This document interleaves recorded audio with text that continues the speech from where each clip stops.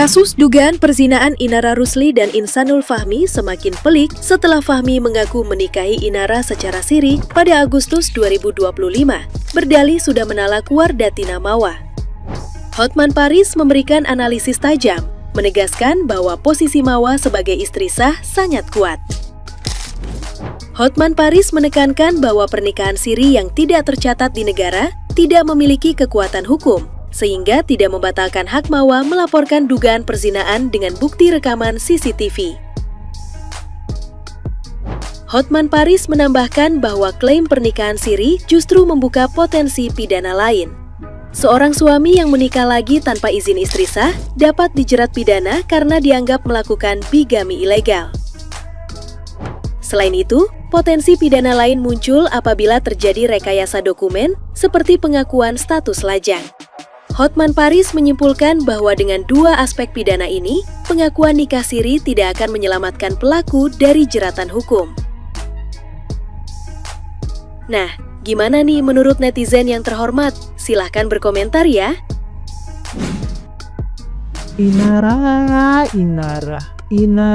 buka beranda Inara, buka lagi scroll lagi Inara, buka lagi scroll Inara semua ngasih pendapat masalah Inara dan beda versi semuanya. Aduh, kasihan Inara, kayak lagu nih sayang ini tetap sama Tuhan, ini cinta atau bodoh, bener nggak ini? Aduh, gimana pendapat kalian, gimana masalah Inara ini? Ingat ya Mas, kesuksesanmu sekarang ini adalah hasil dari doa istrimu. Ingat, beda istri beda rezeki. Apakah rusaknya rezeki karena menghancurkan perasaan istri? Bisa jadi. Bener-bener nih manusia ya, udah punya istri sah tapi kayak diumpetin. Ya sakit hatilah istrinya. Orang kamu loh dinikahi secara sah, secara agama, secara hukum tapi diumpetin. Simpenan po, gua umpet-umpet ke. Kalau istri sah ini minta dipublish, pasti ada aja alasannya buat enggak ngepublish. Kenapa Mas? Ada hati yang dijaga, enggak mau ketahuan kalau kamu udah jadi suami orang, atau nyimpen space buat deketin perempuan lain. Bayangin jadi istri sah tapi rasanya kayak jadi simpenan. Ngereok nggak kalian kalau digituin? Maafkan aku Inara, karena aku telah melibatkanmu dalam kehidupanku. Maafkan juga untuk keluargamu yang aku bawa dalam kehidupanku yang menyusahkan ini. Aku memang bukan calon yang baik. Lah bagaimana cerita sih, masa calon? Lo kemarin lo bilang udah nikah siri, sekarang masih bilang calon. Keceplosan ya. Aduh. Emang namanya kebohongan maka gak bisa disimpan. Kuasa Allah tuh jauh lebih dari segalanya. Lagi lu mau kocak ya, menjandakan istri sendiri demi menghidupi janda orang lain. Wele. Emang namanya rumput tetangga itu lebih hijau daripada halaman rumah sendiri. Tapi lo nggak tahu kalau ternyata tuh di halaman tetangga banyak tai kucing, tai ayam, tai soang. Nah kalau lo injek tetanus, infeksi, kapalan, bakteri tuh kaki lo.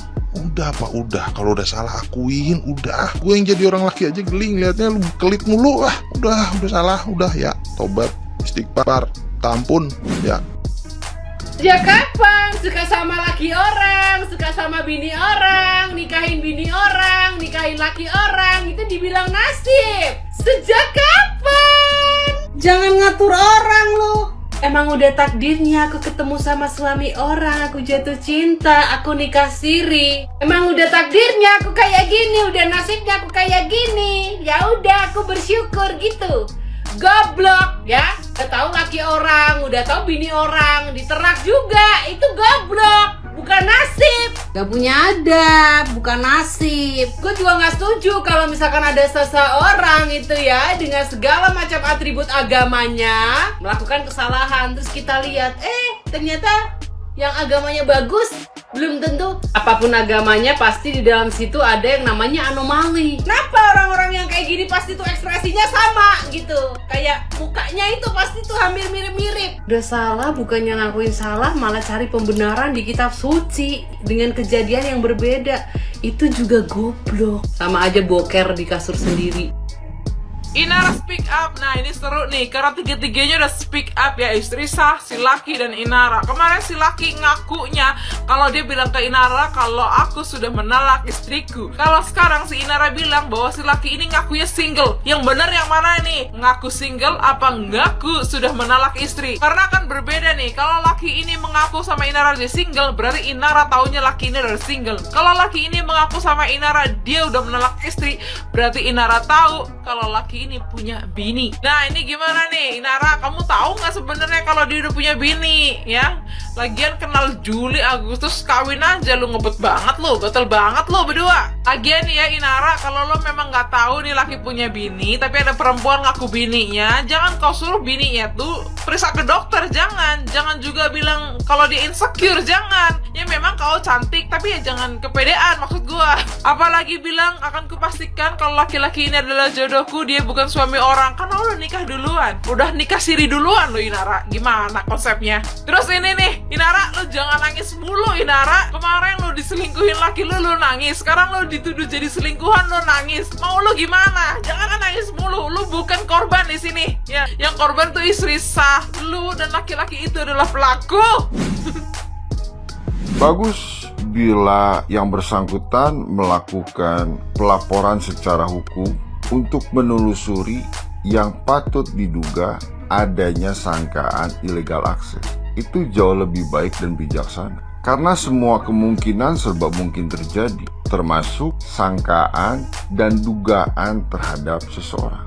Karena mungkin saja mantan suami dari yang bersangkutan bisa menerima isi dari rekaman CCTV tersebut dari seseorang yang turut serta tinggal di rumah tersebut hingga mampu mengakses secara ilegal CCTV tersebut. Maka belum tentu mantan suami dari yang bersangkutan melakukan illegal akses terhadap CCTV tersebut. Apalagi ada pernyataan bahwasanya rumah tersebut pada dasarnya kepemilikannya milik dari mantan suami, hanya saja diberikan kepada anak-anaknya, termasuk isinya, bahkan mungkin saja termasuk CCTV tersebut. Maka apabila CCTV tersebut bisa diakses oleh mantan suami, rasanya wajar, karena hal tersebut mungkin saja difungsikan untuk mantan suami tersebut bisa melihat dan memantau